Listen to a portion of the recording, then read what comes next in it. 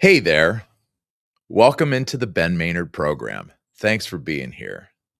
Yeah, you guys can tell if you're watching, you can tell this is from a different location, right? Definitely not the studio. I hope you guys can hear me too. I tested the microphone. The first time I tested it, it wasn't working. Well, actually, it kind of cut out, but I tested it again. It's fine. Who knows? So, all right, let's get this show on the road. Welcome into the Ben Maynard program. Thanks for being here. Before we get started, a little bit of housekeeping to take care of. As you guys know, this program is available wherever you get your podcasts, wherever you stream them. Doesn't matter what streaming service you use, wherever you get them, that's where it is. Just search the Ben Maynard program. Boom, it's right there. Go with it. Okay. But do me a favor, subscribe to it. And that way, when new episodes drop, you'll get a notification. Okay. Then you guys can also leave me a 5-star rating because I deserve it. You guys know I deserve it. And then, yeah, so that's it for the streaming stuff. But today, see, because you guys can't resist all this right here. You're watching it on YouTube, and thank you for doing that. I appreciate it. A few things you got to do first, though. You've got to subscribe to the channel. All right. Hit the notification bell. And why do you do that after you subscribe? Because every time a new episode drops, yeah, you get a notification that there's a brand new episode. Then you have to give me a thumbs up, and then you got to leave a comment. I replied to all your comments. You guys are really, really lacking on the comments, so step it up. All right. Let's see. Last but not least, follow me on Instagram, simply Ben Maynard Program. Or you can follow me on the TikTok, and that is the Ben Maynard Program. All right. So there are plenty of ways to take in, and I'm going to be messing with stuff all morning. You watch. Look at that bouncing up and down. Oh man, it's going to be great. All right. So there are plenty of ways to take in this show for your dancing and listening pleasure. And with that, here we are. Where am I this morning? Let me check my phone. Let me check my cellular telephone because I want to have an accurate, let's see. It is a cool 50 degrees here in Chino Hills, California. And I am sitting outside on my patio. There's the kitchen door right behind me. Sitting outside of my patio. Why am I doing the podcast from my patio? Well, let's see. We have a house guest. And for those of you who may not know, the studio kind of doubles as a guest bedroom. And we have a Murphy bed in there. And so it kind of doubles up as one of those. And so my niece, Marina, and my great niece, Olivia, are with us for the next few days. So when that word was coming down, I said, okay, where am I supposed to do the podcast from?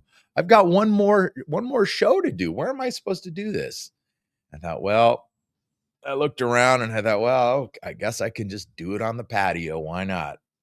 And we'll just go from there.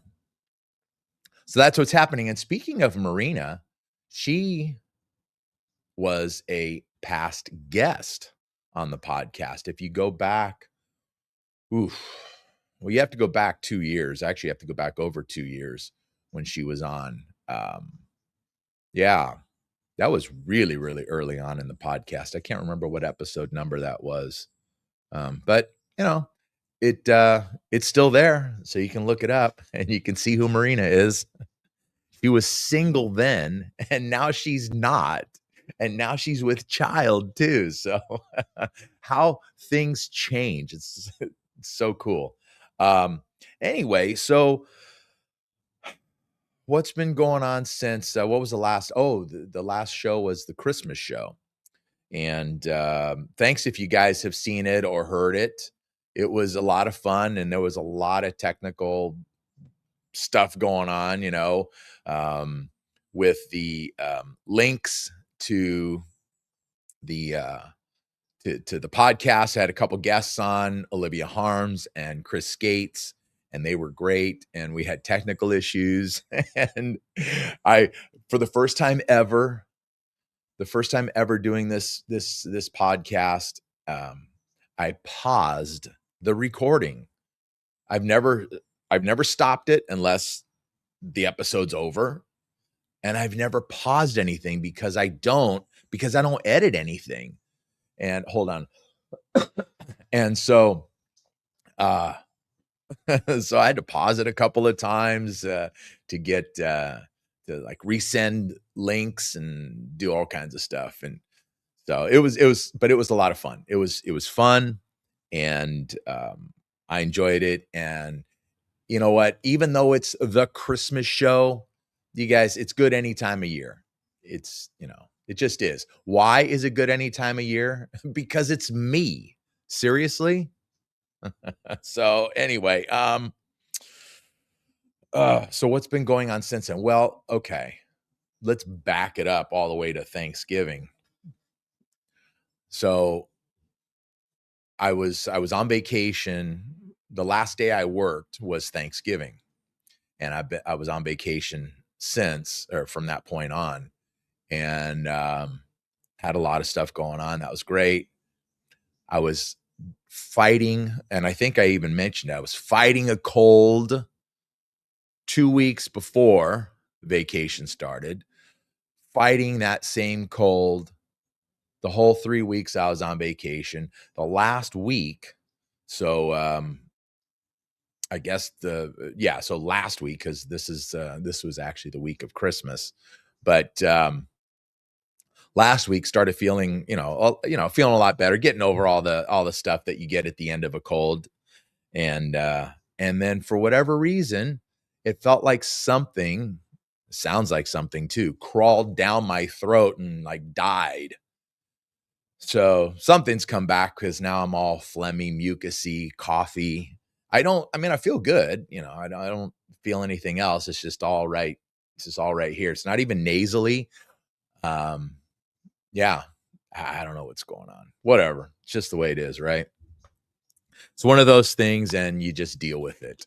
But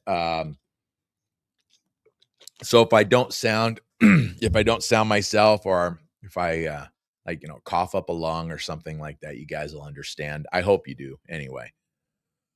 So what do we have in store today? Today is going to be the last episode of the year, the last episode of 2025. We are going to be moving into a new year, 2026. Isn't that great?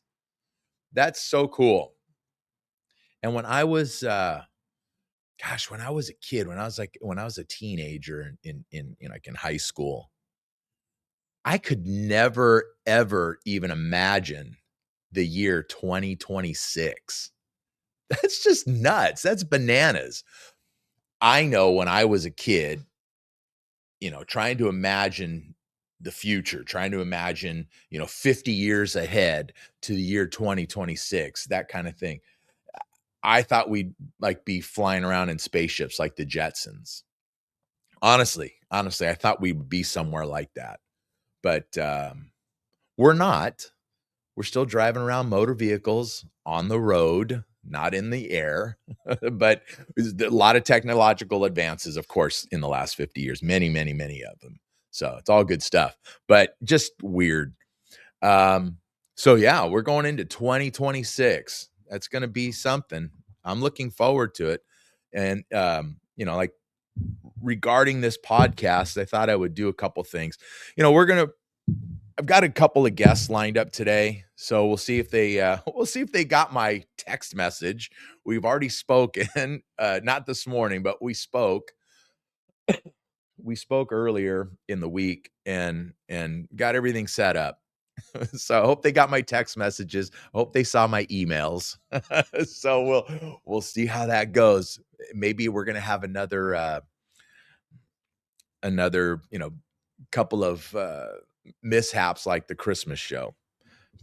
Until that time, though, I thought I would just kind of give you a little bit of sort of a miniature state of the podcast for this year. This last year of 2025. And I didn't go deep into statistics or anything, just to share a few things with you guys. I've shared this stuff with you in the past, and so as with any podcast, this stuff can reach all the way around the world, and I'm very fortunate that way. This podcast is on 6 of 7 continents around the world, and maybe I'm gonna have to make a trip down to Antarctica and have a discussion with the penguins down there, because they're still not on board. Antarctica is still not on board with this podcast, so maybe in the future I'll have to do that. It's probably going to require some sponsorships, though, some sponsorships to the podcast in order for me to be able to afford that trip to go down there and have a powwow with the penguins. We'll see how that works out. But yeah, so we're on 6 of 7 continents around the world, and so I'll run them down in this order.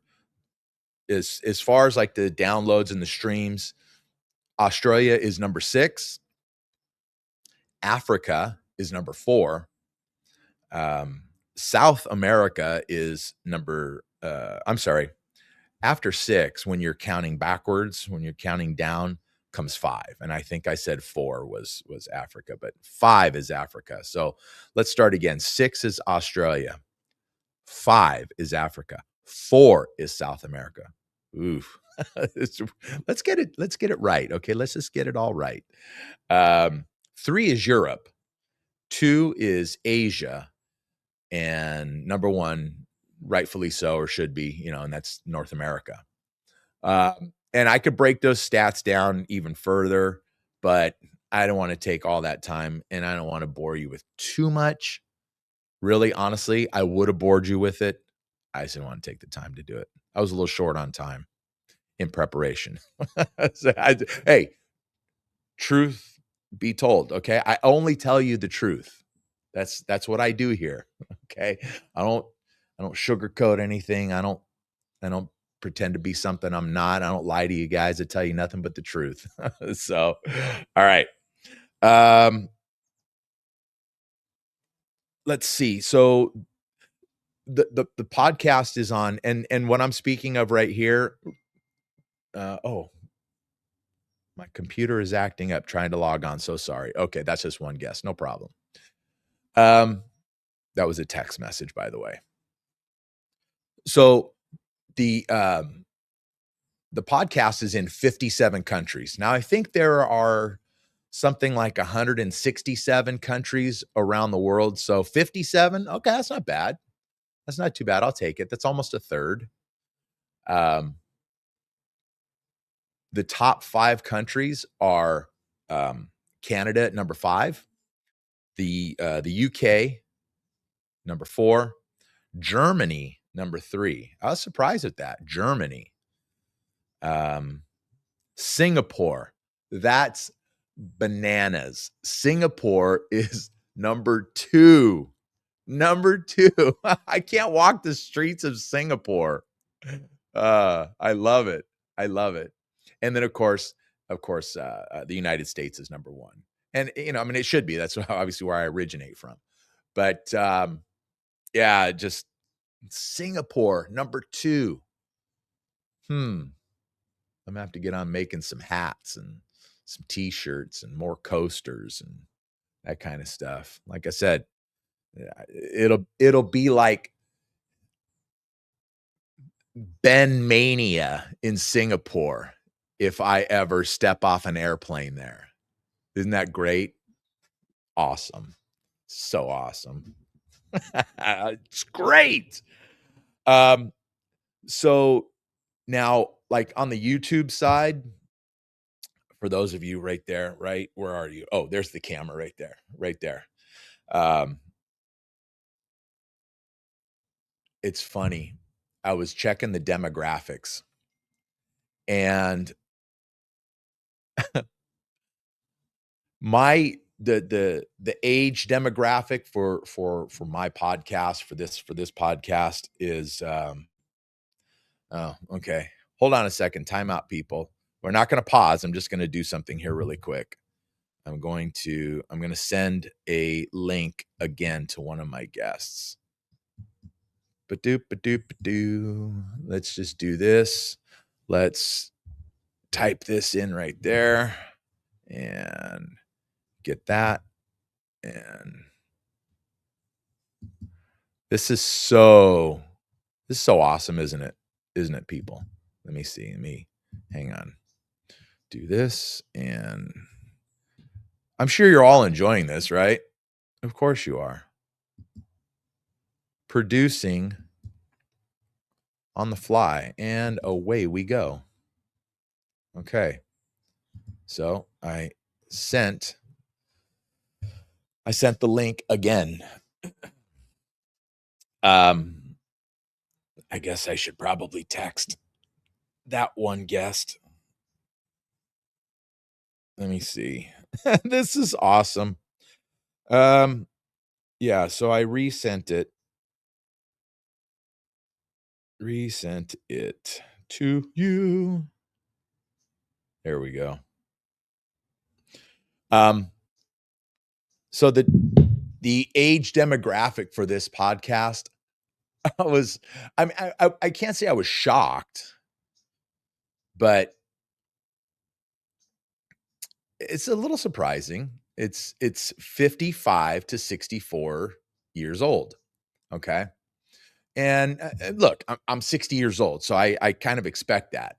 But for the percentage in that demographic, it's 77% of my audience that watches on YouTube is in that age demographic.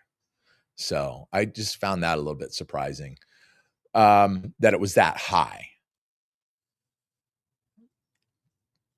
This is this makes me laugh. This is the cool part. This is why. Okay, I guess it's cool because I'm a dude. No, this was the real surprising part, though. 77% of my audience that watches on YouTube are women, compared to 27% for the men. I see you right there, my friend. I'll get with you in just a second. So that was kind of cool. I guess, as I say, if you can't resist this right here and you got to watch on YouTube, the ladies cannot stay away. That's all it is. What can I say? All right. All right.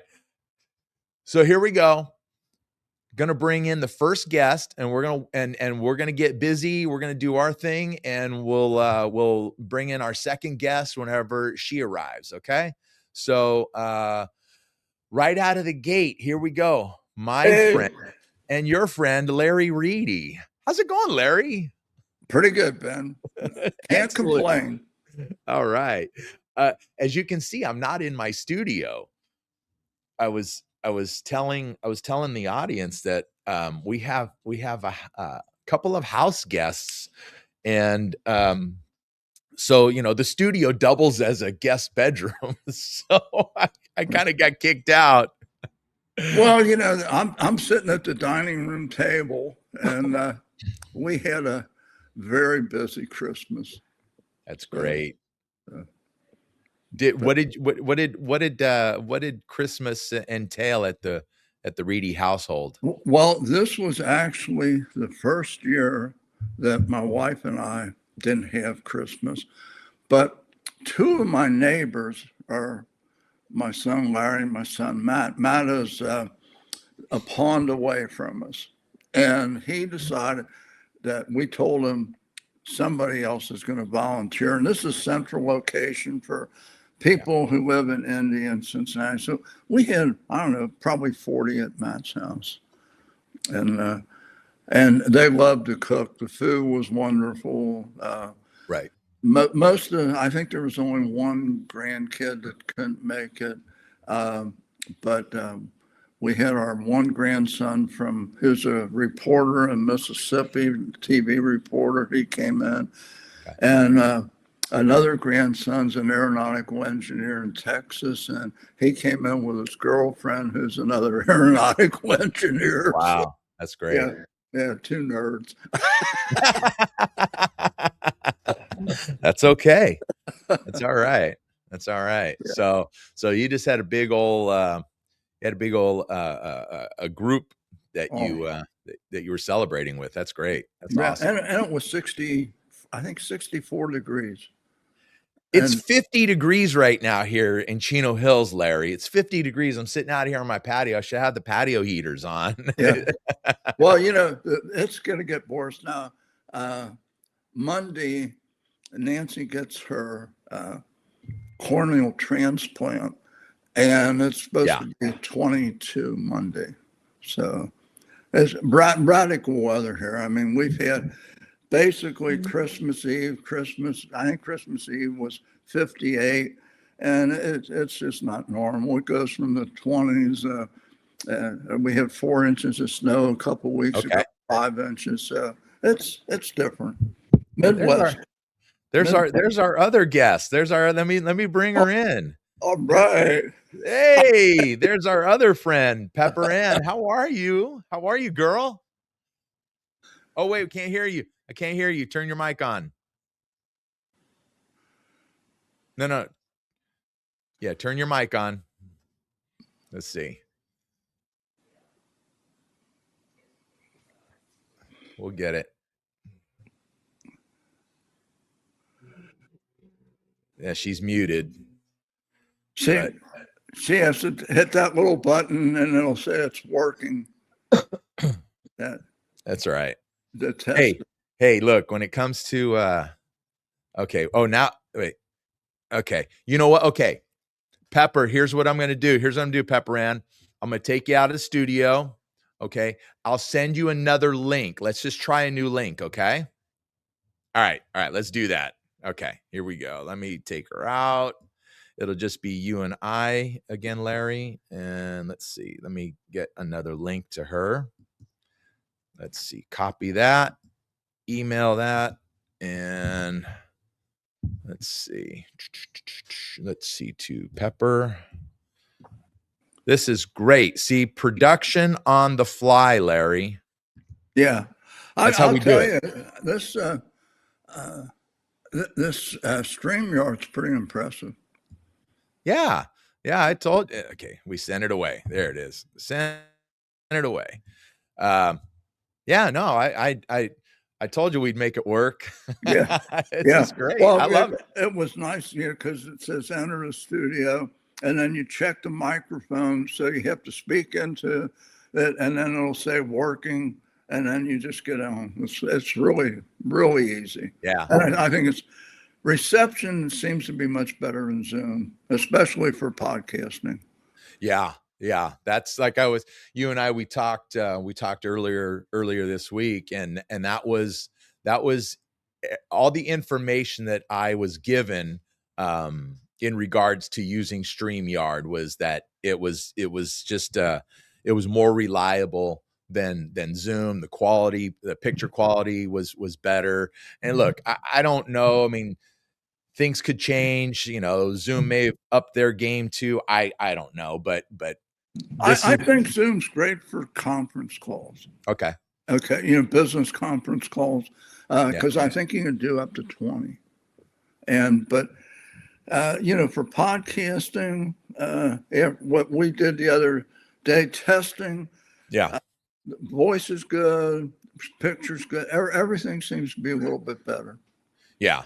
And it'll broadcast or record in 4K.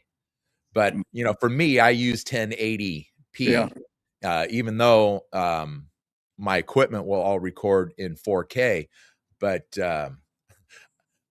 I don't want to pay for it. Yeah. I don't want to pay for it. Not right now, anyway. Well, I got this device from Rode. I've got all my equipment's Rode. Yeah. And they have a they have these small microphones, and the receiver you just put into your iPhone. Yeah. And they have a app that's called Capture, and it's phenomenal. $150. Oh, wow. It is phenomenal. I've used it on several videos, not for my podcast, but just for videos that talk to friends on Facebook and stuff. Yeah. And Yeah. I'm getting kind of consumed with this AI thing. I don't know if you've seen any of my stuff lately. Oh, yeah. Oh, But yeah. Nancy and I were at the nativity scene, and did you see that one? I did. So okay. So for my audience here, if you are unfamiliar with Larry Reedy's podcast, it's Larry Reedy's America, and it's available wherever you stream your podcasts. Or if you want to just go to Larry Reedy's website, it's larryreedy.net. And I mean, he probably has like nearly 500 episodes already almost 550. Yeah, on his website. And Larry's done all kinds of different stuff, but one thing that Larry has taken on since July, really it's like the 4th of July, since the nation's birthday, Larry's doing a series of all the presidents, and he features a new president, and he's going from Washington all the way to Trump. And so he started at number 1, and then he'll finish at 47, and he features a new one every week. And then every day he's doing a new year, and he started at 1776, and he's going to finish at 2025 when we get to the nation's birthday next year on July 4th. I mean, that is so much work, Larry. I can't believe it. That is so much work. I just finished formatting. I'm ahead of the game. I'm doing just formatting 1932 to record. I'm on 1836. But when you get to the 1900s, crime really becomes a big part of it. And it's kind of extending the podcast a little bit, but yeah, well, I mean, it's brutal. Organized crime would have never happened if those idiots didn't pass the Volstead Act. I mean, who's going to tell people they can't drink? It lasted 13 years. Unbelievable. That is kind of crazy when you think about it. I mean, okay, I don't know, and we can talk about what the reason was, but you can't drink, but you can smoke, and you can take whatever other, because look, they had drugs back then too. There were drug issues back then, certainly not to the level that they are now, but you can take your drugs, and you can smoke your tobacco, and you can whatever, but you can't drink alcohol. Well, see, that was a morality thing. They thought that because people, if they couldn't drink alcohol, they would be better husbands, father, and they would be better at work. And they just wanted to dictate your morality, which when Prohibition came in effect, I mean, you can bet Congress was not out of alcohol. You can go to the bank on that one. Yeah. Everybody, if everybody wants to drink, they're going to drink. Yeah. It's just like today, they say, well, they want to ban guns. All that's going to do is make millionaires out of black market gun dealers. Yeah. It's crazy. You can't dictate things that just don't make sense. Yeah.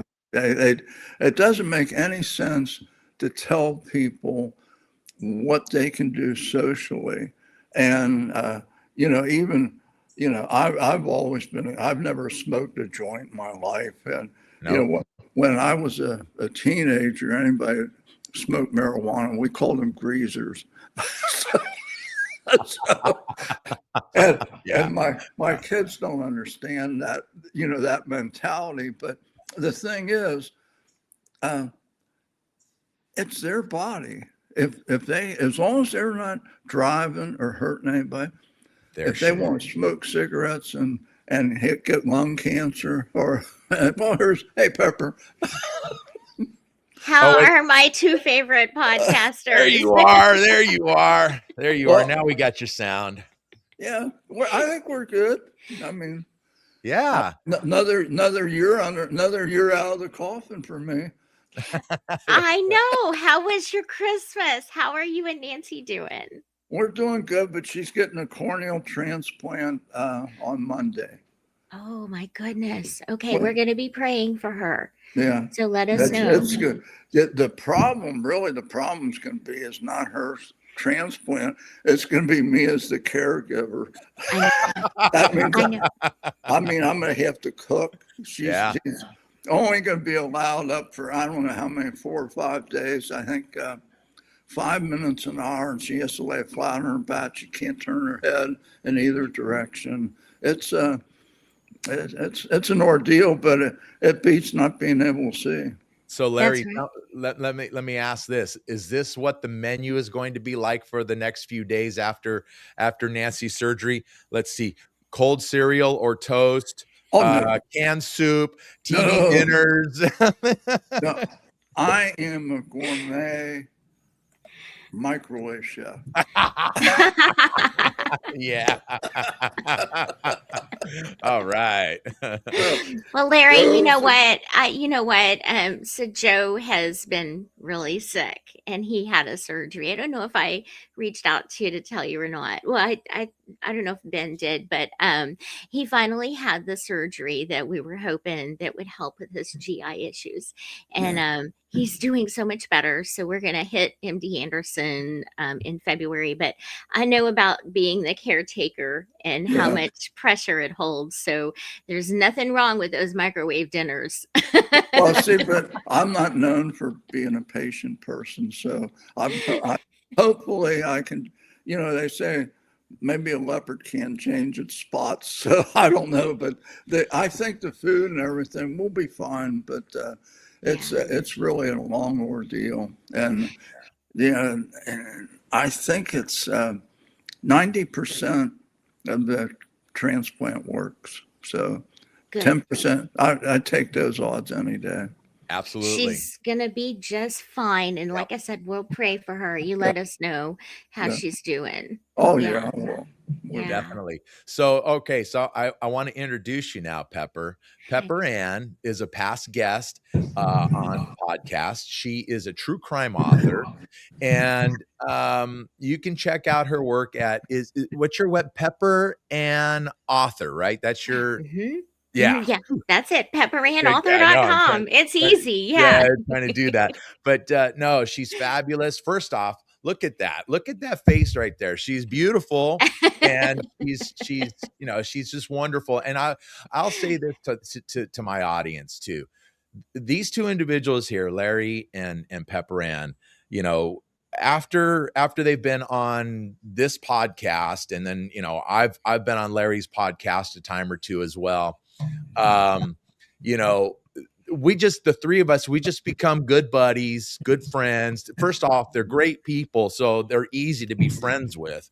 And we check on each other, we call each other, text each other, and just stay in contact. They're just wonderful individuals, and I love them both to pieces. And so it's just fun to kind of get together like this because we're in different parts of the country. And so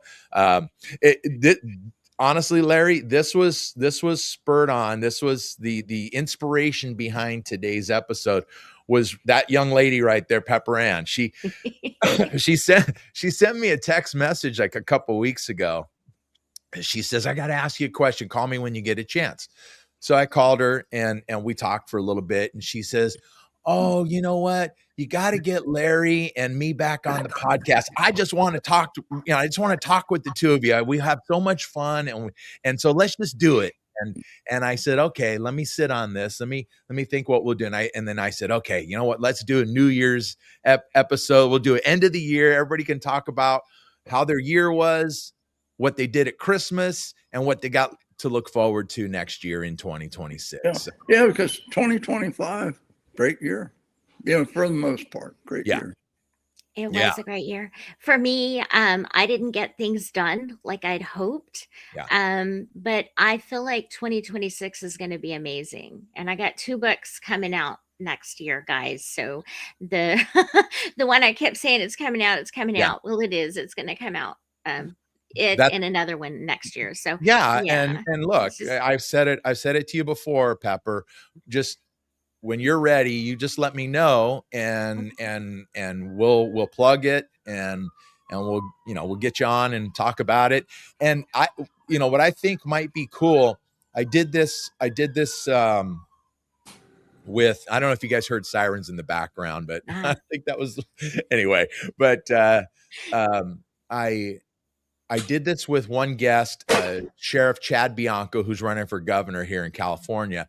When I had him on, I did it live, and we were able to take questions and comments from people. So, you know, you have your own blog, right?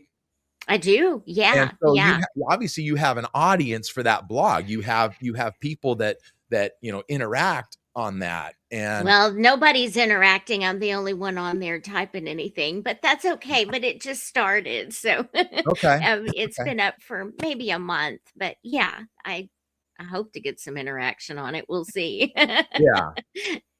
Well, you know, so you know, if you have start getting, you know, some interaction, some traction on that blog there, you know, maybe it's something we talk about where we can invite your fans to come in and be a Oh, part of the sure. podcast, you know, just to ask questions, just to say hi, you know, whatever it might Yeah, be.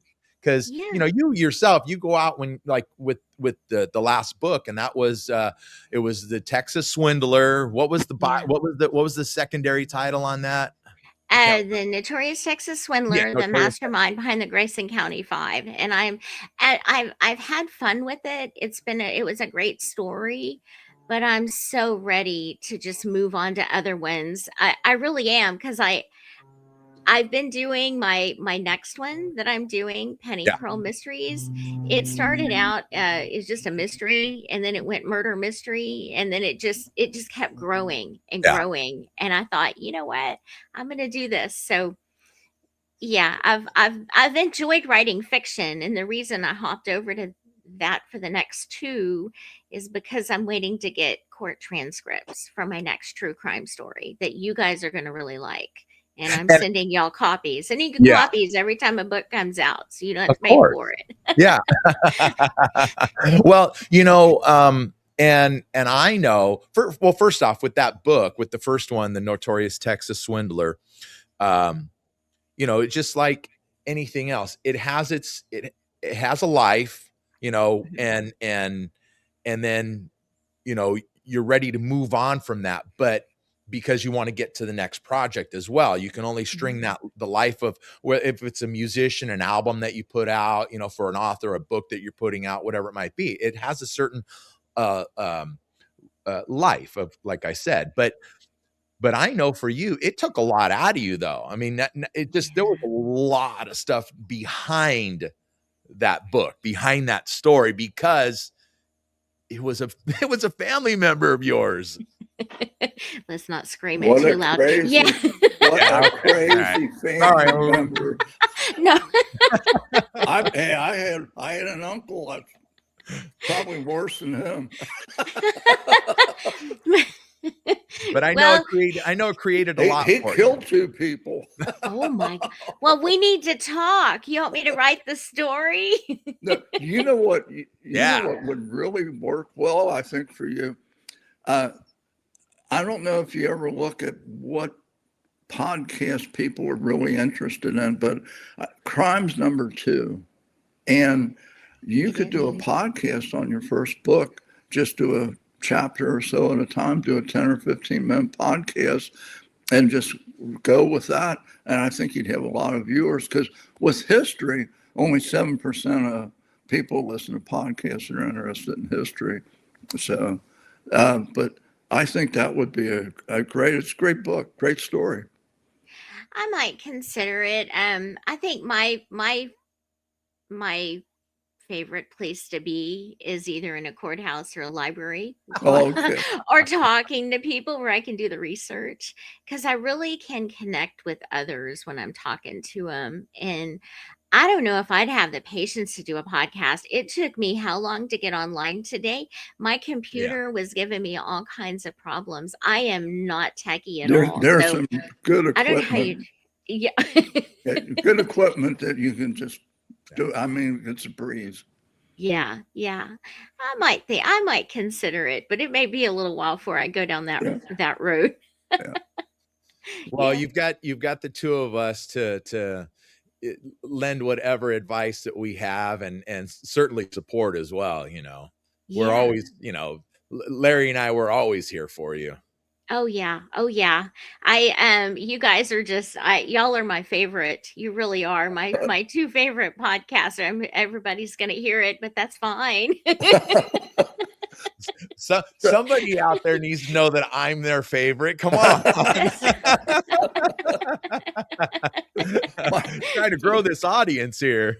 One of our friends asked my wife, says, do you listen to all Larry's podcasts? Says, I've lived the life. I don't want to listen. Yeah.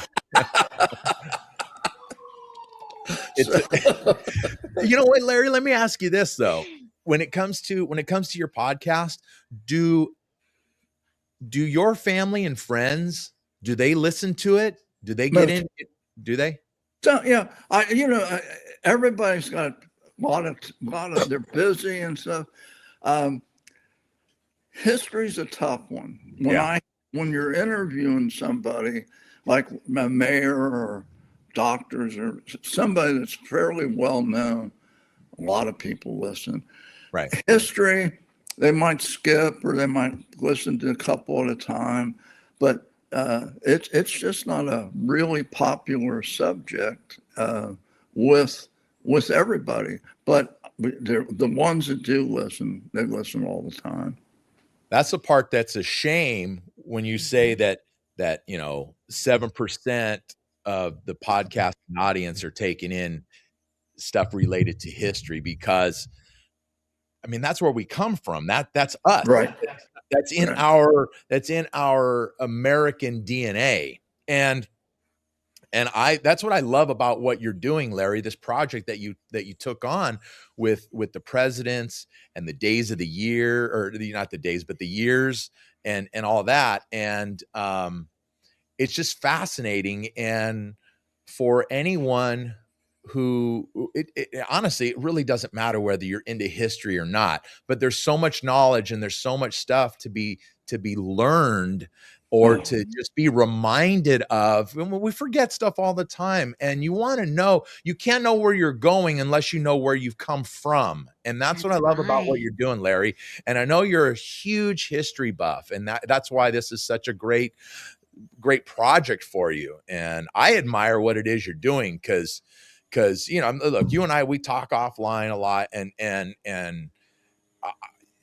I cannot believe how many episodes and how much time it is that you're investing in this, Larry. I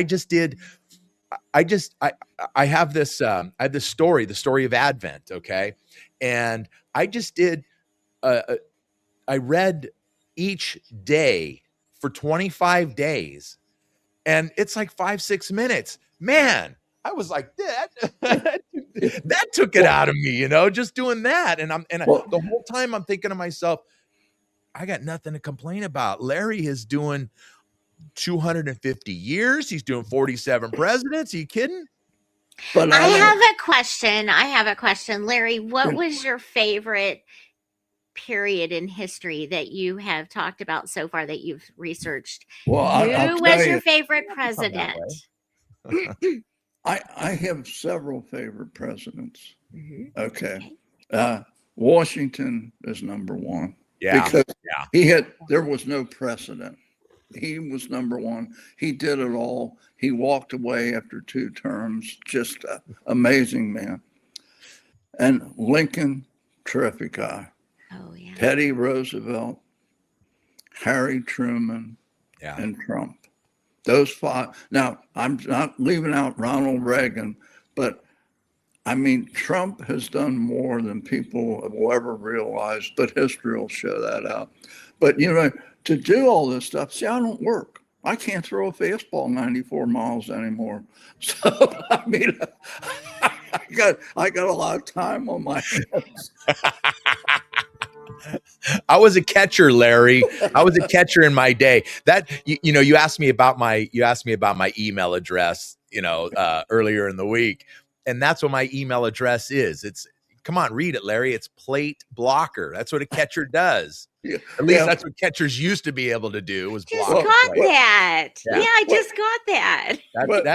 That's why when my I email was- address is plate blocker, because I was a catcher. Yeah. Well, when I know was that. when I was playing baseball for Army Atlantic in the service, I had a catcher. He was second string All-American from Iowa State, and we were getting ready for a game one day, and I said, "You better hurry up and put on your tools of ignorance." Yes, yeah, that's right. That's right. That's right. I mean, catchers get their hands, their body gets so beat up, it's unbelievable. And in the major leagues, for somebody like Johnny Bench and Yogi Berra to last that long at that position is unbelievable. Just unbelievable. Yeah, it is. It's an amazingly demanding position, which unless you actually play baseball and you've been in that sport for a period of time, you don't understand it. But I played first base, I played third base, and I caught, and the bulk of my playing was behind the plate, and it's what I enjoyed the most. And I've said for many years that some of the best managers in baseball were catchers, and there's a reason for it, because there's nine ball players on the field. Only one of them sees the entire field at one time. Every other guy only sees a portion of the playing field at once, because his back is to the rest of it. Yeah. The Well, catchers 85% of baseball's pitching. And I used to have season tickets for the Reds for the Big Red Machine. Yeah. And 16 rows behind home plate. And most people don't realize this, but the good managers, when they go out to take the pitcher out and bring in a relief pitcher, usually it's because of a nod from the catcher. When the catcher knows when he's done, because what happens. Yeah. Everybody thinks your arm goes out. Well, what happens? Your legs and your stomach goes out on you, causing you to raise your pitch. But the good catcher will say, "Get him out." Which means that you're losing your release point, which means you're not able to spot. You're not able to spot your fastball. You're not able to hit the catcher's glove where it is that he puts it. And I've said for many, many years, and this is what kills me about all these guys in the last 10 years. Everybody has to throw 100 miles an hour. Greg Maddux never threw 100. Greg Maddux could barely break 90 if the wind was blowing behind him. Yep. And look how successful his career was as a pitcher. Why? Because the catcher would put the glove up and Greg Maddux would hit the glove 9 times out of 10. It's about and it's location. Well, and see, the thing is that what a catcher does. Don't go to sleep, Pepper. No, I'm listening. He has to calm down the pitcher. And yes. I remember one game. I was really having a good game. We were Albrook Air Force Base, and their catcher was a dead fastball hitter.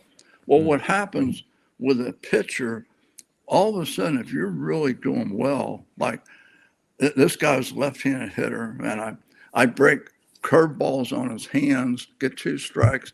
They call it a backdoor slider, and if I throw a screwball, and he couldn't reach it, and I struck him out twice. So the third time he comes up, first thing I did is I threw him a fastball. The catcher comes out and says, "What's wrong with you?" I said, "Nothing."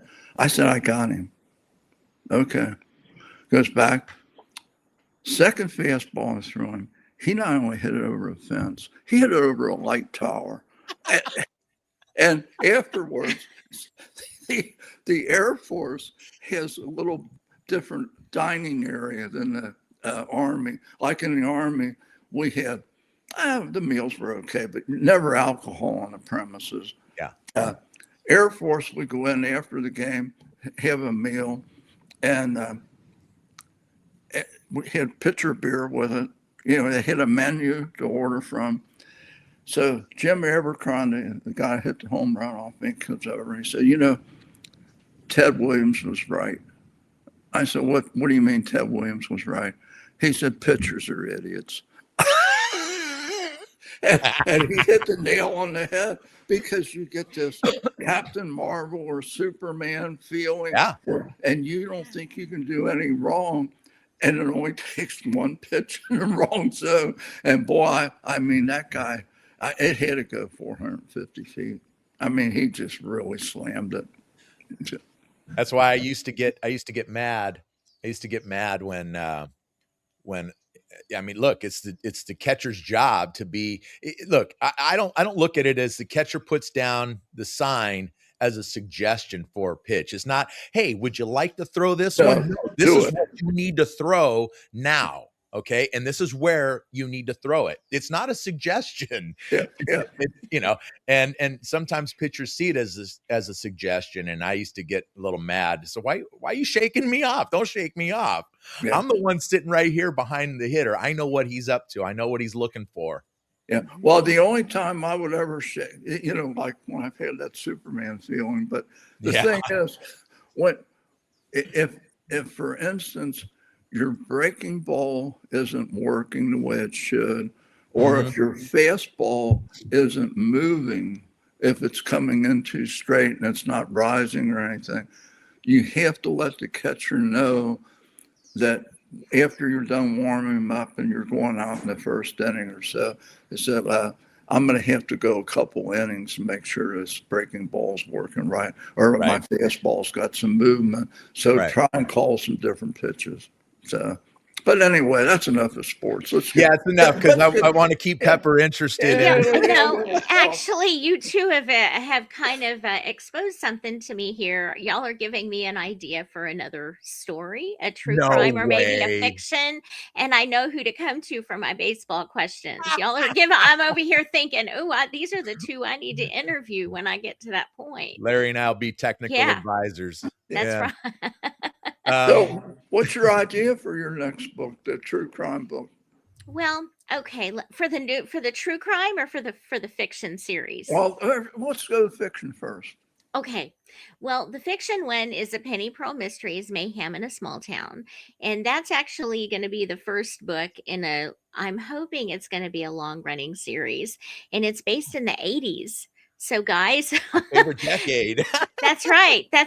I've gone back to the 80s. So if there's something that I remember, and if it didn't happen before 1989, if it was after that, it doesn't get put in, and I'm having so much fun.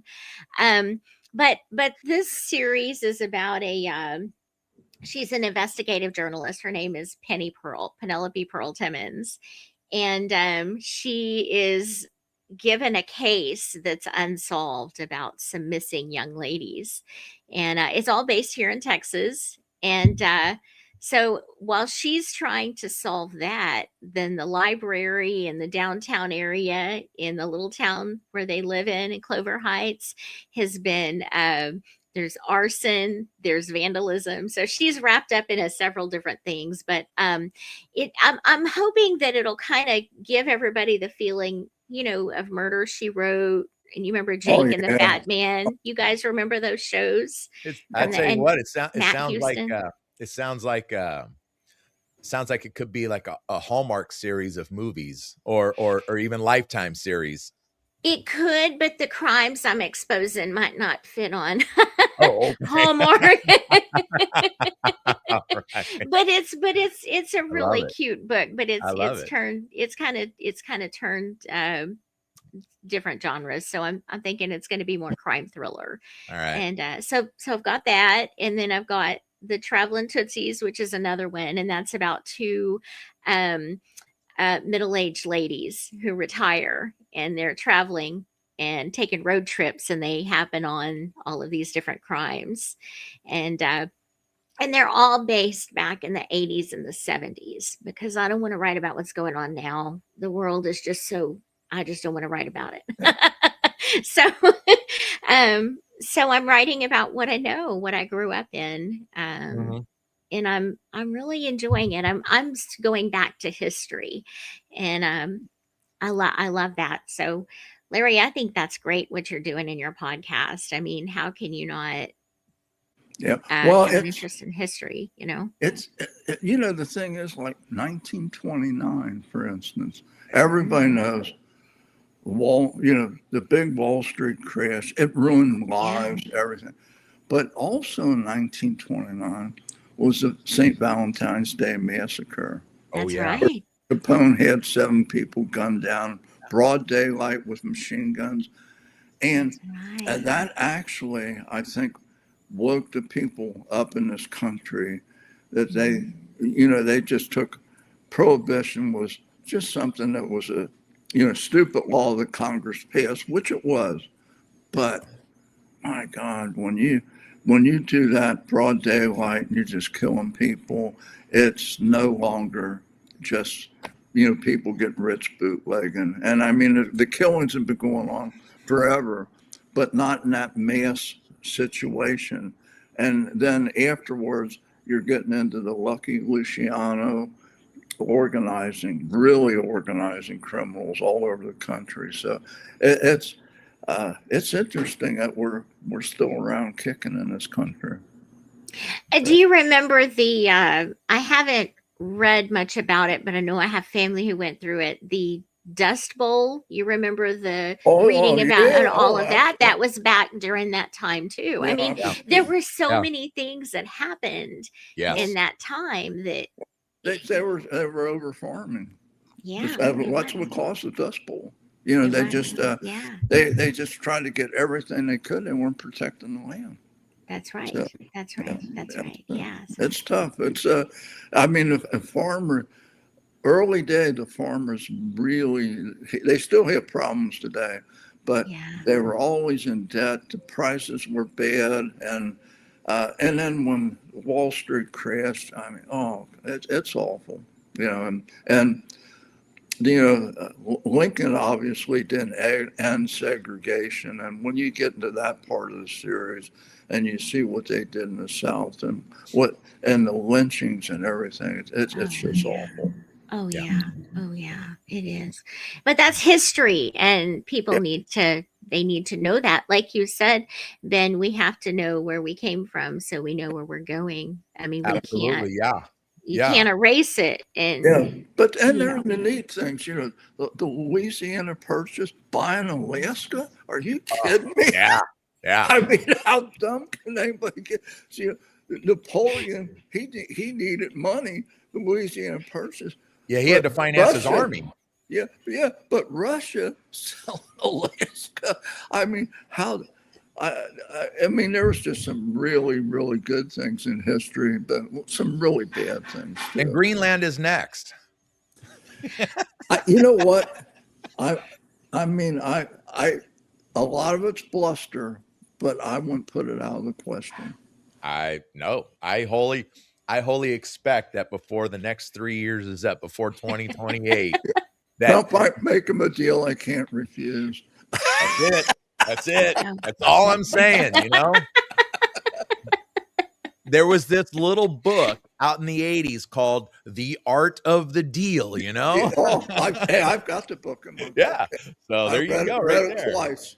Read it So- twice while I was in business. Let me ask you a question, Pepper Ann. Look, not that I'm any, anybody of notoriety or celebrity or anything like that, but I think it's important, and that's why I do this podcast. I think it's important for people to tell their stories, and for years, and then now I'm 60, so I have more history behind me. I have wanted to write my story. I've wanted Mhm. to do my own autobiography and tell it in my own words, or at least have a document for my family and friends after I'm gone, which won't be for another 60 years. I plan on sticking around to 120.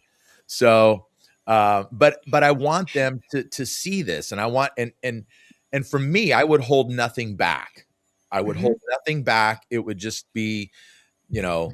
But how do I mean, you're a writer. I don't know how to go about doing that, and I started to do it a couple years back.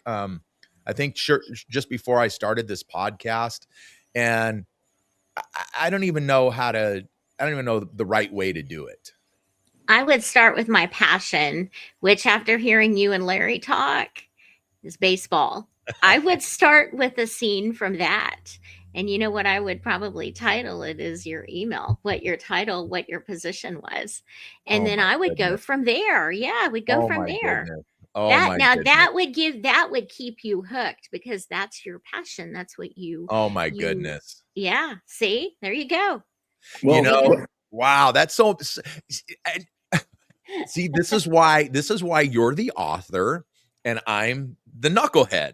So no. no, this is that was a that's a great thing you just said right there. I never even would have thought of that. And I uh years years ago, certainly when my kids were a lot younger and my son was playing baseball and going through little league, playing high school and all that kind of stuff. I was his baseball coach, and so there was two other coaches with me, and we coached together for a few years, and wonderful men, and just a wealth of knowledge. And they I'm trying to get us all three in the studio so that we can go and just kind of share those stories. But here's what I really want to do is I want our boys to sit in the studio, not on camera, but I want them to sit in the studio with us when we do this, because they know the story from their side. They don't know the story from our side. Mhm. They just know how it went down, how they lived it. They hear conversations here and there, but they don't know the conversations that the three of us were having, you know, amongst us. And See, so I that's your passion. That's what you need to tell people. You need to find those fun and exciting stories, those stories that you want them to hear yeah. because you want your family to know and you need to go with it. I'm gonna prove to you that I'm right. When somebody writes about a passion, it's some of the best books you can read.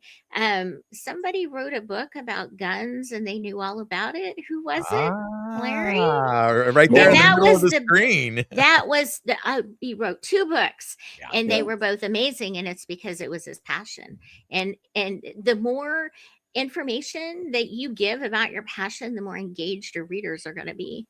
Because when I wrote about my first book, The Yeah. Swindler, that Mhm. was my passion in getting that story out Right. there, and I found Yeah. the most exciting part and I went with it. So find something in your life that you're proud of or something you want to tell, and you tell it, and that's gonna pull people in. Man, you're Well, Yeah. I putting it left all the bad parts out of the first book. no, but Larry, And your and you have to excuse me. I've been fighting this cold cough, everything for like the last 6 weeks. But no, but like when it came to your book, Larry, um, I told you when I read it that it was like you started from birth, and it was like Yeah. your diary or your journal through your life all the way up to 80 years old. And it was just, and I know you left some stuff out, but and I want those notes. I want those ones. All the stuff you got well, edited out. my one granddaughter told me, I said I left everything out that would depict me as a, you know what, and she said, well, why don't you have a sequel, Larry the, you know what? And I said, nobody would read a 1,000-page book.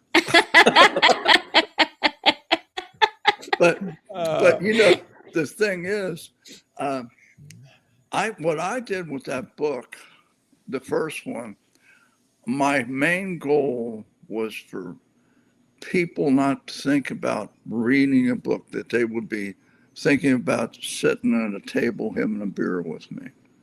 And I had a lot of comments on that. So, but yeah. there's a lot of mistakes in it too. So it's just, but it was fun. I didn't see any mistakes. You know what? I read it. My mom read it. I mean, everybody in my family, they're like, I want to read it because it drew us in. It was Yeah. so interesting. Yeah. And Ben, that's what you need to do. You need listening to y'all discuss baseball, and you were really engaged in that. And not to mention, your email is even tied to that. That's where you need to start. Yeah. And then the rest will come to you. Well, I'm glad I did it, but I hope something falls out of the sky and hits me if I ever try another one. That's the hardest thing I've ever done in my life. Right. Really. I know it is. Just, I mean, I spent I guess 5 hours a day, 5 days a week, maybe 6 days sometime for 4.5 months. Yeah. That counts sending it out to have it printed and back and forth with the publisher. I mean, that's a long time then. What about your research? Because I know you did some research. I mean, I know you know a lot of it, but you did some research. How long did that take you when you were researching? Well, my first book, there's no research. It's just, I would write things down, then I'd sit back and think about it. Yeah. And then I'd change it a little. Originally, I had like a 500-page thing that I was going to do. And I thought nobody's going to read that. So I kept cutting and cutting. And I made sure I had used a size 14 font because people in their 50s can't read it. I still think I need to put 9.5 glasses on. Yeah. I'm thinking about doing 14 also because I don't like that small print. It's too small. Yeah. Well, the publishers tell you not to because, the larger the print, the more pages and you're paying. Right. Right. Yeah. But and the guns, I had an original website where I reviewed a lot of guns, and I had 500,000 viewers on it was BatesvilleShooters.com, and I transferred that to LarryReedy.net. But eventually that all went away because of the podcast and the book. But I had reviewed some of these guns in the past, and I just pulled up some of those reviews and I changed it in the second one.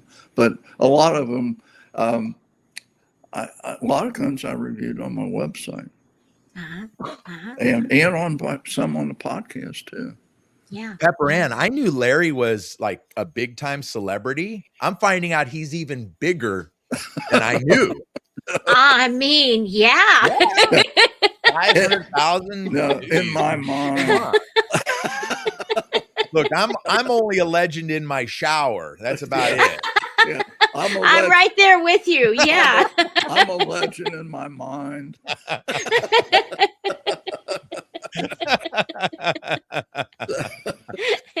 I love this. And Catherine was nice. And I was telling Larry before you'd come on, Pepper Ann, that it's 50 degrees here in Southern California, and I'm sitting out on my patio because we have a house guest for the next couple of days. My niece and my great niece, her daughter. And so the studio doubles as a guest bedroom. So I got thrown out. So I came out on the patio and just set up a couple things. And I said, we'll make it work. It'll be cold, but whatever. It's all good. And I kept like bugging Catherine before I started to roll here. And I said, man, some hot cocoa would really be good. So she brought me a mug of hot cocoa and I had the whipped cream on there too. It's all gone now. But how is Catherine doing? Yeah, she's doing great. Yeah, she's doing great. Yeah. Good. Everybody's doing well over here. You know what? What'd you guys have going on for Christmas, Pepper Ann? Well, let's see. We actually had a really nice Christmas. We had family that came in and spent the whole week with us. My mom did, and then Yeah. she actually went home. We celebrated Christmas Eve and then Christmas Day, Okay. and my mom, went back home kind of early, and before all the traffic, because Texas has so much traffic. Yeah. And we just enjoyed spending time with each other, and you just do when you have your loved ones around you, that's what makes it, that's what makes the holiday. It's not what you got Absolutely. under the tree, it's who you got around you. And You, this you was a good know, one. there's a song by um, there's a song by Alabama, Joseph uh, and Mary's Boy.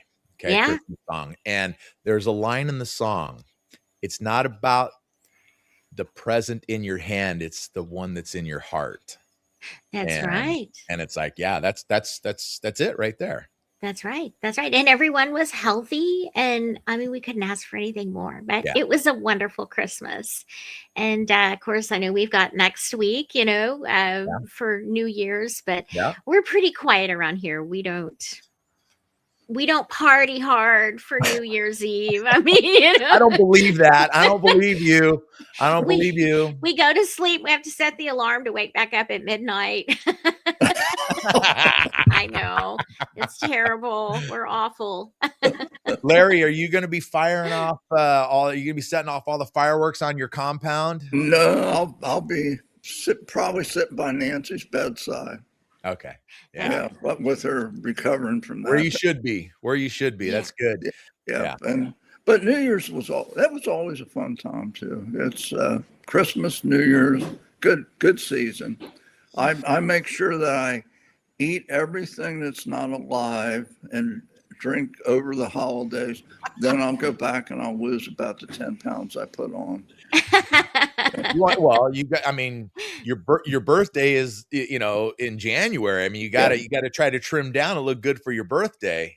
I That's didn't know your impossible. birthday was in January. When is It's it? not impossible to trim down. It's impossible to look good. So, but yeah, that's another year out of the coffin. So I'm thankful for that.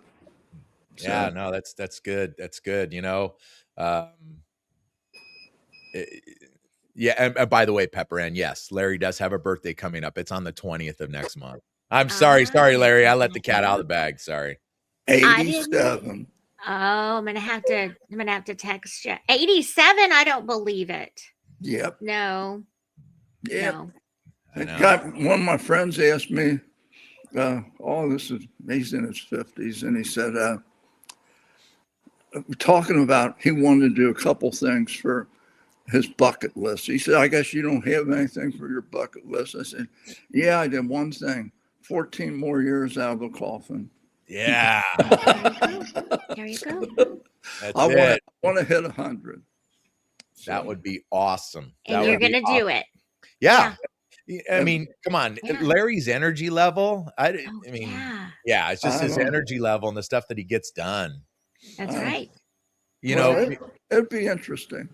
Pepper Ann, I call, I'll call Larry once in a while, and I apologize because it's like 6:00 my time, so it's 9:00 his time, and I apologize. Sorry, I'm sorry, I'm calling you so late. Like, oh no, we're just up doing this. No, I'll be up till like 2 a.m. And I was like, what are you talking about? Like, up till 2 a.m. What? I can't sleep. And then I'd say, what time you getting up? Hours, all my I life. go to sleep at 2. I get up at 5:30. It's like, oh my goodness, Larry. I'm in a dead man's sleep. Nothing bothers me. I don't get up and roll around or anything. But when I sleep, I'm out. But I wake up. So if I went to bed at 12, I'd be down here at 5 a.m. Yeah. So I just can't do it. So it's not a bad thing. I'm getting a lot more years out of my life by not being able to sleep 8 hours or 7 hours. So. Did you freeze on us, Pepper Ann? Oh, she dropped out. That's okay. What's She'll that? come back. Well, Pepper Ann, she dropped out. I think could you lost her be her. signal. What's that? That could probably be her internet, huh? Yeah, probably. She probably just lost her signal real quick. Yeah. She'll come back. She'll come back on. But so you're just going to be hanging out at home for New Year's and Yeah. In take fact, care of Nancy and yeah, I wanted to tell you something. And we'll do this off air. My one son-in-law died about 2 months ago. oh And well, he was sick. I mean, 4 years ago, they gave him 6 months to a year. So he lasted 4 years. But he's very talented. And during this period, he spent some time writing songs and recording them. And my daughter's going to have the one, maybe several copyrighted, but I want, she's back. I don't know what happened. that's okay. We knew you'd come back. It went down, and I thought, well, I wanted to hear the rest of the story. What happened? Well, I was telling Ben, when we're off air, I want you both to listen to something. My son-in-law died about 2 months ago, and he was sick. He was supposed to last 6 months to a year, and he lasted 4 years.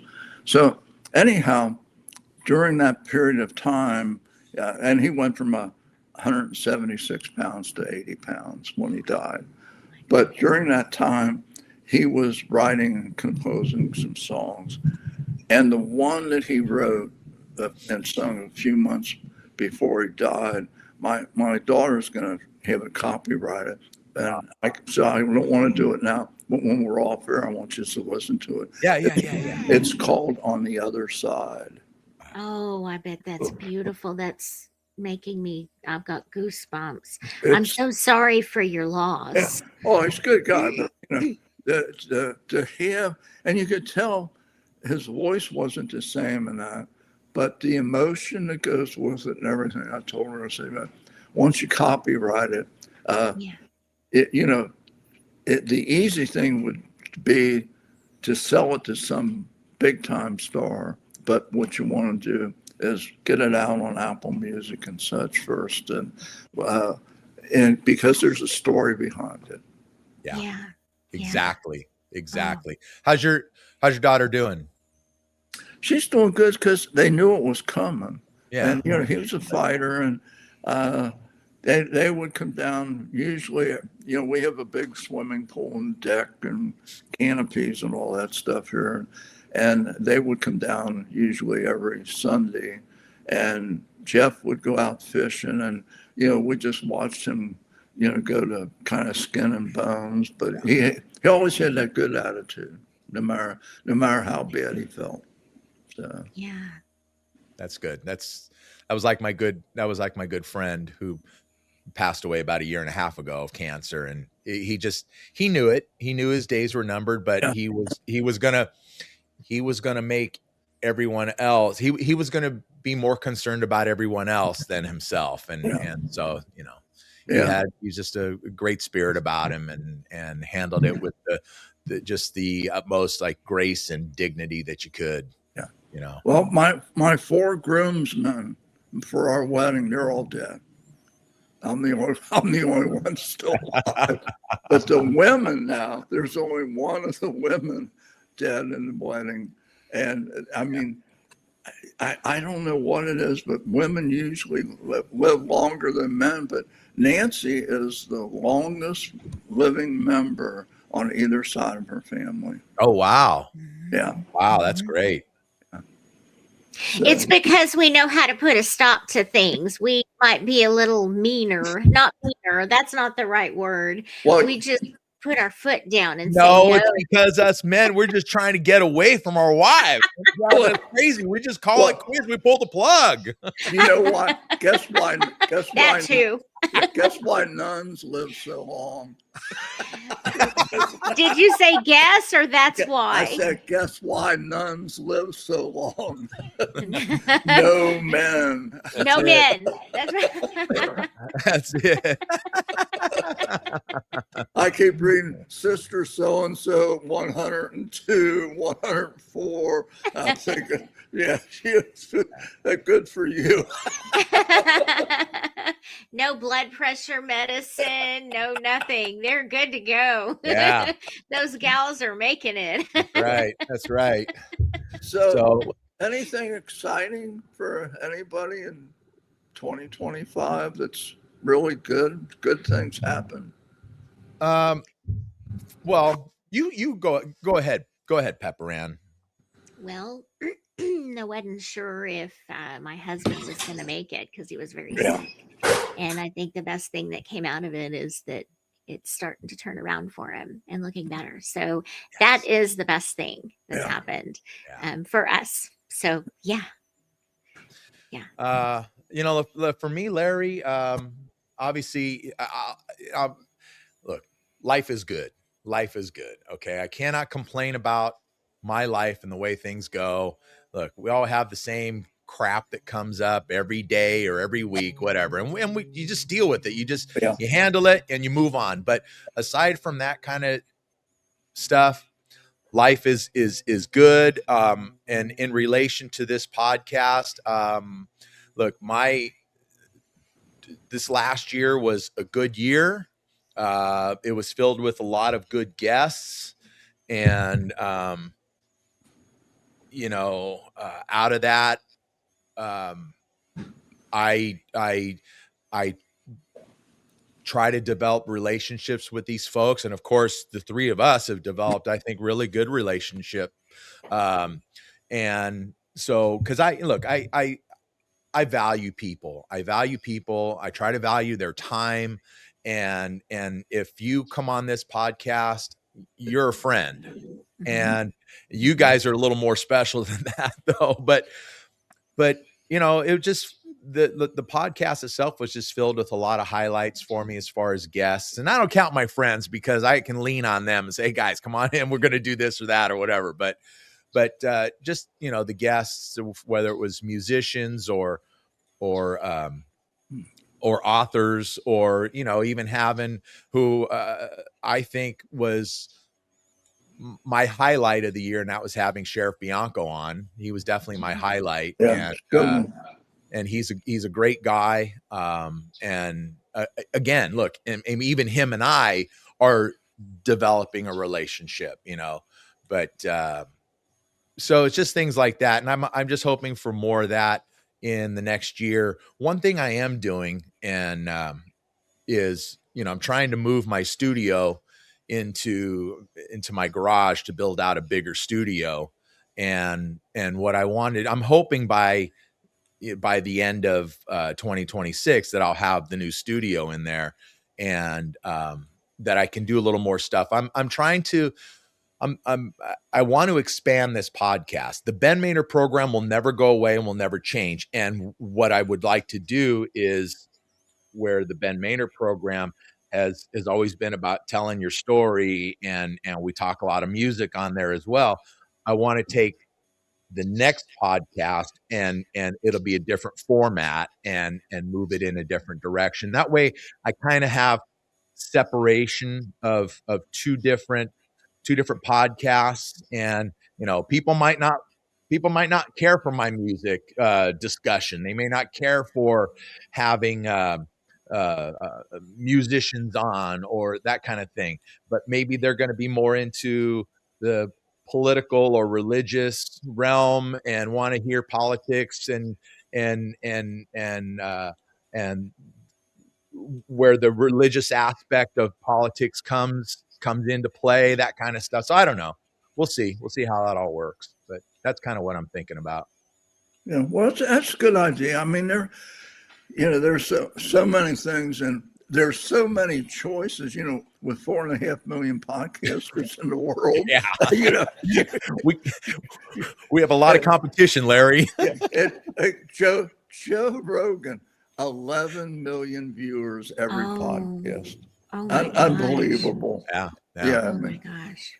See, that's the thing. That's the thing, Larry. Like with when I talk to people, people say something to me. They'll mention my podcast or whatever, and I'll say, oh, did you see this one? Did you see?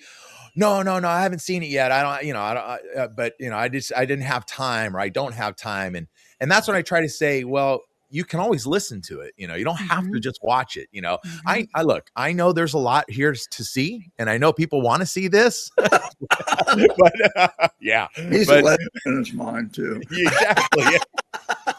Yeah, but but but you can listen to it, you know, and that's the beauty, you know, of listening. And you can start and stop it as many times as you want. It doesn't Yeah. matter. So but to what you just said, 11 million people are watching Joe Rogan. And see, look, my podcasts are Watching and listening. Look, oh, okay, because so that's a he has a combination. big audience in automobiles. You Yeah. know. Yeah. Yeah, yeah. So it's like and then I tell those people, no, that's no excuse. You don't have to open up YouTube on Right. on your television at home. You know, you can put it on Mhm. your phone. You know, you set it on the dash of your car. Everybody's got a phone cradle in their vehicles. So whatever, I don't care. But it doesn't matter. I just ah, it's all good stuff. But good for Well, you Joe. know, and the thing is, I don't think there's any perfect podcast because people's interests, and especially younger people. I mean, they're everything's on their plate. They're busy. Yeah. I don't know. Some of the, I don't understand. Like when Nancy and I were growing up, everybody usually got married. They were 22, 23 or younger or something like that. Yep. These kids are in their 30s. They don't want to own Yeah. a home. They don't want the responsibility to own a home. Most of them, they don't want to get married. They don't. They'll live together, but they don't want to get married. I I don't like that. I don't like Yeah. that at don't. all. Mhm. I don't. No. I'm not a fan of the younger people, you know, the millennials and the Gen Zs. I'm not a fan of them doing things backwards. Yeah, Yeah. Do it backwards. And I actually I mentioned this I think the other night to somebody in my family or whatever, and I was like, no, let's stop doing things backwards. Let's stop doing life backwards.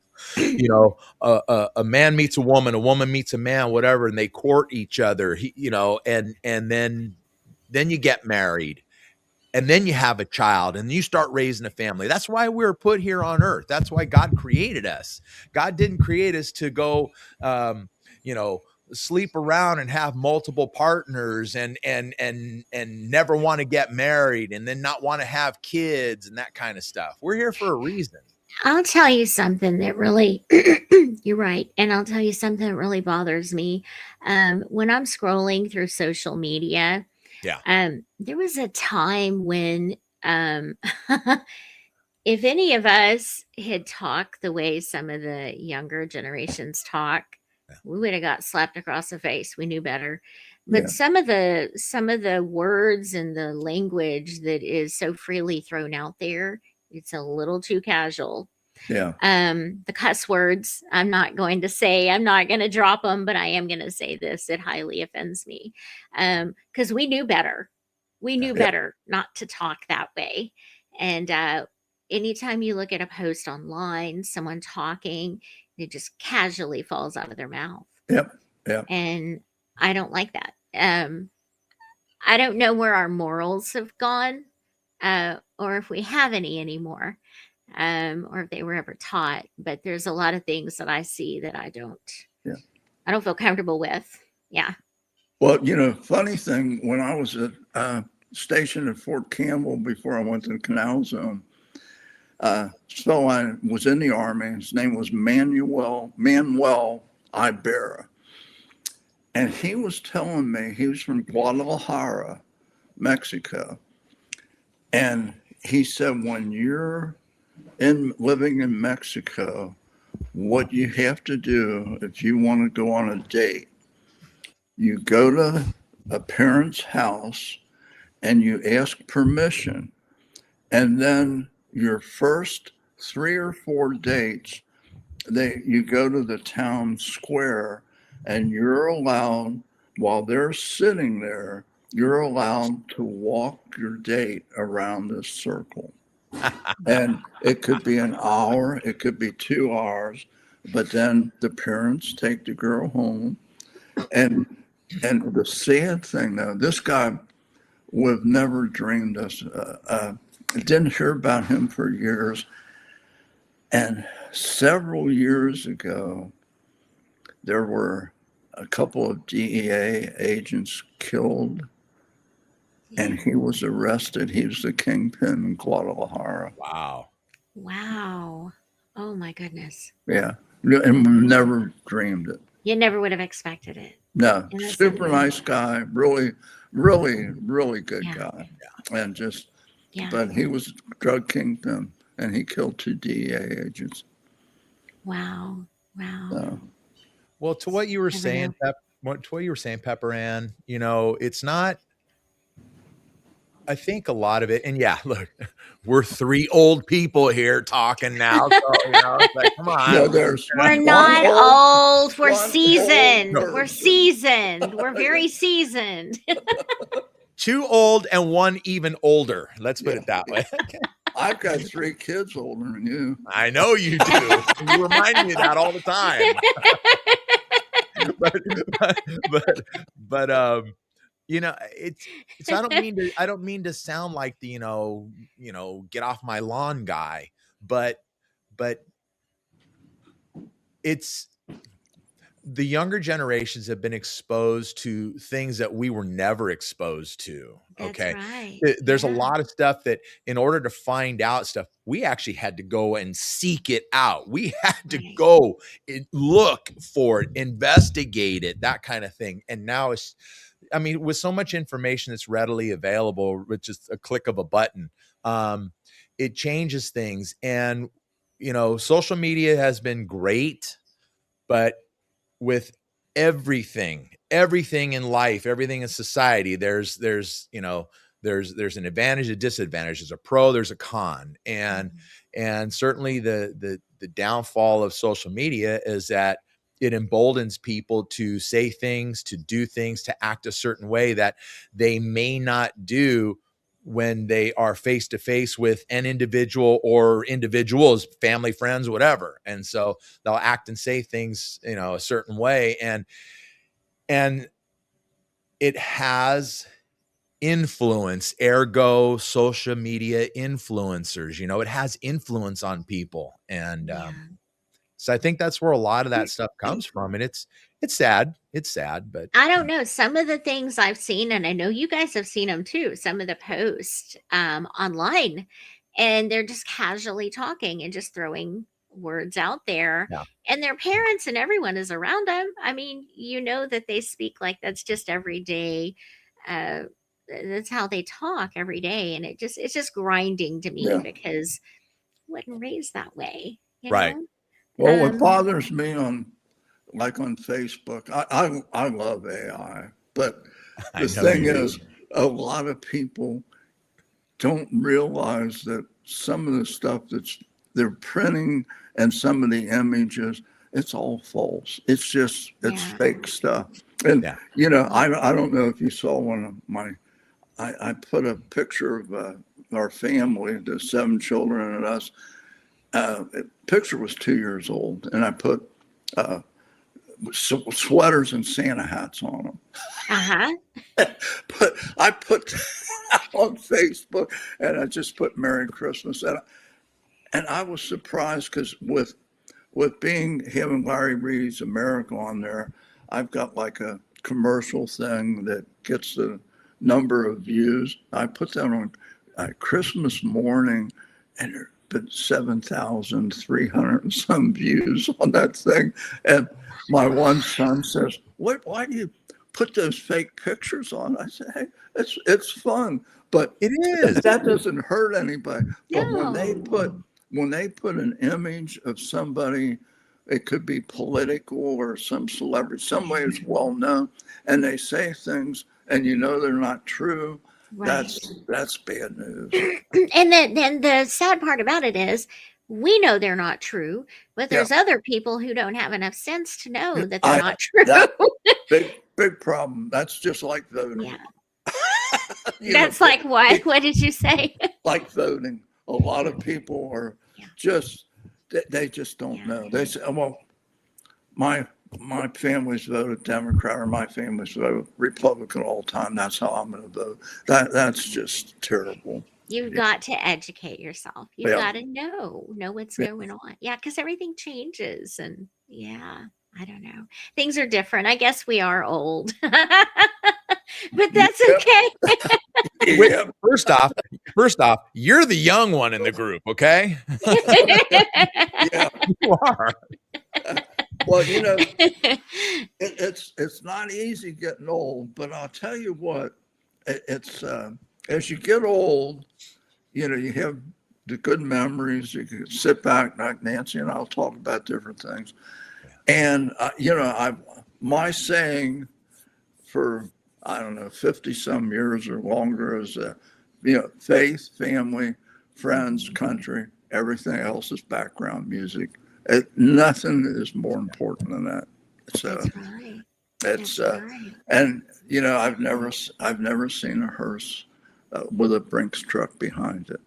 That's right. So, That's right. That's right. You don't take it with you when you go. uh, I think that's I'm actually taking it with me. I'm taking it with me. Okay?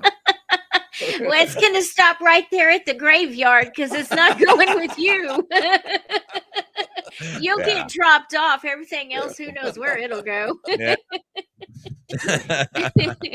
No, but because I've realized a lot of the things, I see a lot of things that I didn't see before.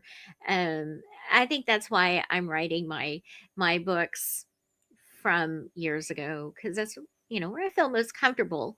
It's more familiar to me, and you reminisce, you miss those times. I mean, today it's great, it's wonderful, but there's just some things that I miss from long ago, and so yeah. well, Oh, most I feel that I've grown up in the best time of everything. Yeah. 40s, 50s, 60s, some 70s music to me was it. But the thing is, World War II, the evolution of this technological world. A friend of mine who I met through Facebook, and we read each other's books and everything. He's an aeronautical engineer, and he worked on the space program at NASA. And I asked him one time, I said, now, is it true that this iPhone had more computer power than the module that landed on the moon? He said, try 100 times more power.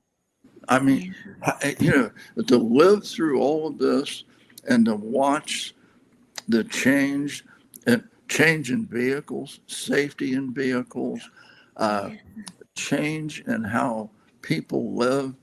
I went in business in 1965. Do you know what the average income was in 1965? I want to guess. I want to say 29,000. I want to say it was about 11,000.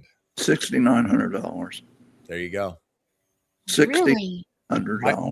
My parents bought their I was first way home. off. Yeah, my parents bought their first home for just over $11,000 in 1988. Yeah. That makes Yeah. sense. That makes Yeah, sense. but isn't that crazy? Wow. And it's 39 cents a gallon for gasoline and stuff like that. It's just And a nickel for a loaf of bread, Yeah. Yeah. That's right. Yeah. That's right. That's right. But to watch all this progress over the years, the safety factor in cars, there are no rust buckets anymore, and just and when we had that little rabbit ear TV. Oh, yes. And there were like stations, maybe 3 stations, and the last broadcast was at 6:00 in the evening. And today you got these OLEDs, TVs on. It's just amazing. And whoever thought that you went from in your music, and you had 78 RPM, 2 sides, 1 song on each side. Yeah. Then you went to vinyl. Then you went to tape. Then you went to CD. And then you went to the, what was it? The iMusic thing, whatever Oh, that was. the iPod. Oh, the I- iPod. yeah, Yeah. yeah. And then all of a sudden now you're streaming music. I mean, it's just mind-boggling. It's amazing. It is. It is. Look, I love this. Okay. I love just sitting right here talking to the two of you. I could do this the rest of the day, honestly. But nobody will listen. Well, yeah, come on. All right. We got to keep it to a certain, to a certain length so people will listen to some of it or watch some of it. No, but this has been tremendous. And so I want to wrap up like this. Okay. I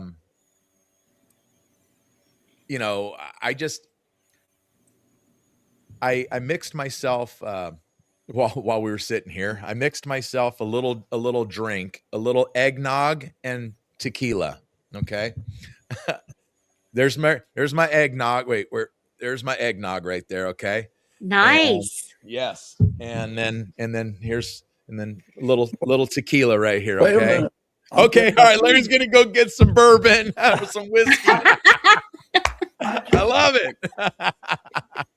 I'm still nursing my coffee. I just happen to have one hand. Just happened to, huh, Larry? Just happened to. Amongst the 250 bottles sitting there to the side of you, just happened to. But look, this has been a ton of fun. And now that so Pepper Ann, now that we have Larry trained here, we can do this more often now that he's kind of taken a shining to this here. So right. Look, I look forward to many more. First off, I look forward to having the both of you come back on this podcast anytime you want to talk about anything, where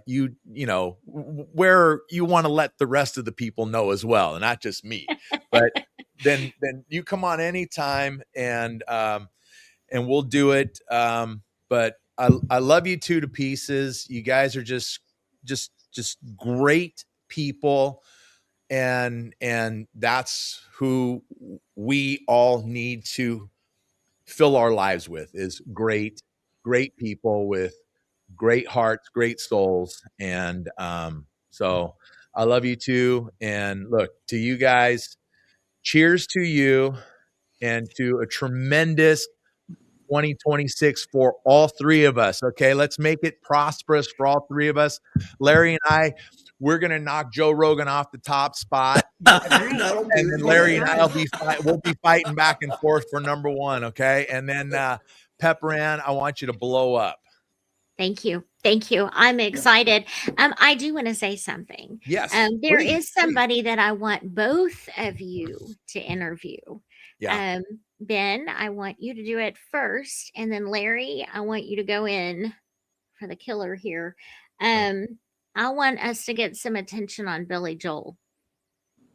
Now I got to do Billy Joel? Now we got to do Billy Joel. Yeah. Yeah, that's what 2026 is. We're going to get his attention. So whatever we need to do to flag him, because I've heard some wonderful things about him and his family. Yeah. I think he lives in Jersey. Larry, does that sound? Have you heard? Do you know? He volunteers. I think what he does is he has a restaurant, and he helps people. He feeds them, he and his family. Yeah.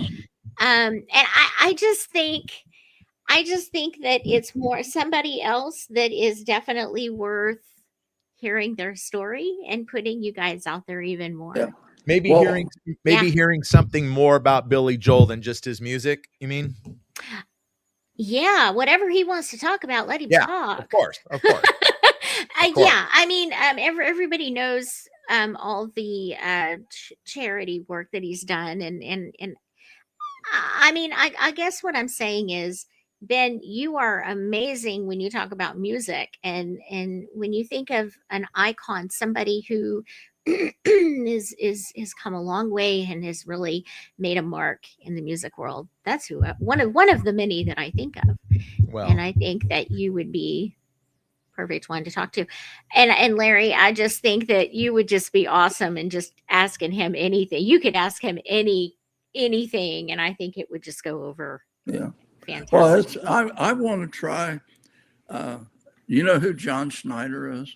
I do. Yes, I sure do. yes. Yeah. And I want to get him too. He's moved to Madison, Indiana, and he's been to Batesville a couple Oh, times. the and- guy's like your neighbor. yeah, I so didn't know that he's over there by you. yeah, about 50 miles away. Well, then let's get in the car. You could take Well- us with you, and let's go talk to him. Well, see, the thing is, this guy's still touring. And besides Dukes of Hazzard, he's a great musician. He's got a good voice and everything. yeah. And Yeah. but a friend of mine has met him, and he's talked to him, and I'm thinking, well, maybe I can get him to come up here sometime. But Okay. Then that's- that's but before we're done, I'm going to give you an Irish toast. you're Okay, gonna give me a what? Irish toast. Okay. Okay, may we all live to be 100 plus 1 year to repent. That's yes. It's 5 o'clock somewhere. That's right. Larry, I actually always say it's 12 o'clock somewhere. Forget 5. It's always noon, you know? Well, Uh, eggnog would taste a little bit better than this is a really nice bourbon, but it's okay. Just, Yeah. Listen, hang around. Let me close this up because you got to do something. You're going to play something for us, Yes. too, Larry. So let's just stick around. All right. Okay. Look, people, I hope you've enjoyed this. Okay. It's just 3 friends sitting around just talking about whatever. Okay. And there's no better way to end the year with the Ben Maynard program than doing this, you know? So, thanks for sticking around, everyone. Thanks. As you guys know, this program is available wherever you stream your podcasts. Just search the Ben Maynard program. It's right there. Go with it. Subscribe to it. Download it. All right. But watching all this here and enjoying this, thank you for doing that. You're watching it on YouTube. So because you're doing that, again, subscribe to the channel. Give me, give Larry, give Pepper Ann a thumbs up. All right. Give us all a thumbs up and leave your comments. All right. I reply to your comments. Ask Larry. He knows. So, and then last but not least, follow me on Instagram, simply Ben Maynard program, all one word, or you can follow me on the TikTok at the Ben Maynard program. Also, you know what? You guys can tell 10,000 of your family and friends. And yeah, I said 10,000.